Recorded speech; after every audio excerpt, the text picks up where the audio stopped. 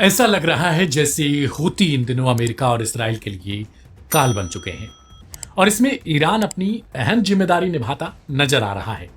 ऐसा समय जब गाजा को लेकर ढेर सारे मुस्लिम देश बोलना बंद कर चुके थे, ईरान तब भी चुप नहीं बैठा और फिर धीरे धीरे हूतियों ने गाजा के लिए कमान संभाल ली और मिसाइलों के साथ ही ड्रोन हमलों से हमला बोलना शुरू कर दिया।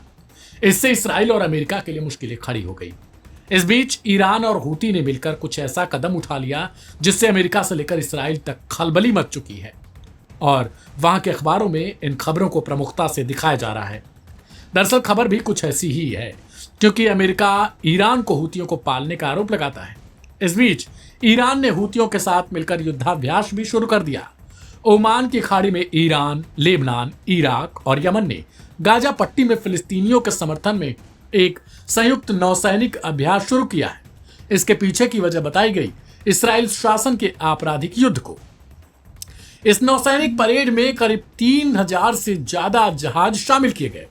बता दें कि अंतर्राष्ट्रीय कुद्स दिवस से पहले ईरान ने ऐसा कदम उठाया है। इसके पीछे का मकसद एकजुटता को दिखाना बताया गया।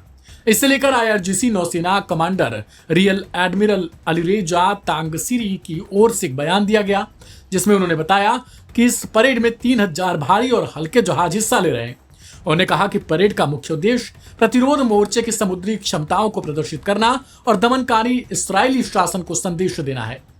आईआरजीसी इस्राएल के लिए समुद्र को नर्क में बदल देगा।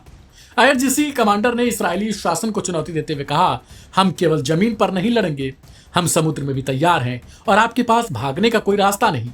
तांगसीरी ने कहा कि आईआरजीसी नौसैनिक बल इस्लामिक क्रांति के नेता अयातुल्लाह सैयद अली खामेनेई के दिशा निर्देशों का पालन कर रहे हैं और वे ज़ायोनी वादियों के लिए समुद्र को नर्क में बदल देंगे और दुनिया के चेहरे से इसराइल को मिटा देंगे। बता दें कि इस वक्त हूती और ईरान अमेरिका की आंखों में धंसने वाले दो मुख्य दुश्मन बने हैं। इस कारण से अमेरिका इन पर हमला कर रहा है। यमन में एक ओर अमेरिका जहां आग बरसा रहा है, तो दूसरी ओर हूती लाल सागर में उसे पानी पिला रहे हैं और साथ ही इस्राएली शहरों पर रॉकेट बरसा रहे हैं। इसी बीच ईरान के 3000 जहाजों की परेड फारस की खाड़ी में आयोजित की गई, जिसमें ईरान समर्थक देशों ने भी हिस्सा लिया। इस परेड को शक्ति प्रदर्शन के तौर पर देखा जा रहा है। ईरान साफ कर चुका है कि वे हर हालत में मुकाबला करेंगे और ईंट का जवाब पत्थर से देने वाले हैं। लेबनान, इराक और यमन सहित ईरान के सहयोगी देशों के जहाजों ने परेड में भाग लिया है। उन्होंने इस कार्यक्रम को नौसेना की ताकत का प्रदर्शन और इसराइल को एक संदेश बताया है। फिलहाल इस प्रदर्शन के बाद वर्ल्ड मीडिया में यह खबरें तेजी से छाई हैं। इधर अब से कुछ समय पहले ही हूतियों ने इसराइल पर भारी मिसाइल अटैक किया। ऐसी खबर है कि इस मिसाइल अटैक से इसराइल के आसमान में दिवाली जैसा माहौल बन गया। आसमान से आग के गोले बरसने लगे और जहां तहां लोग भागने लगे। यह बड़ी खबर इसराइल के जेरूसलम और तेल अवीव से आई। हूतियों के अटैक की तस्वीरें भी सोशल मीडिया प्लेटफॉर्म्स पर दौड़ने लगी। लोग सड़कों पर इधर उधर भागते दिखे।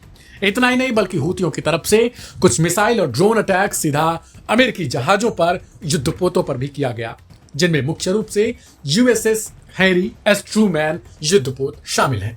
इस रिपोर्ट में इतना ही। तमाम अपडेट्स के लिए सब्सक्राइब करें लाइव हिंदुस्तान।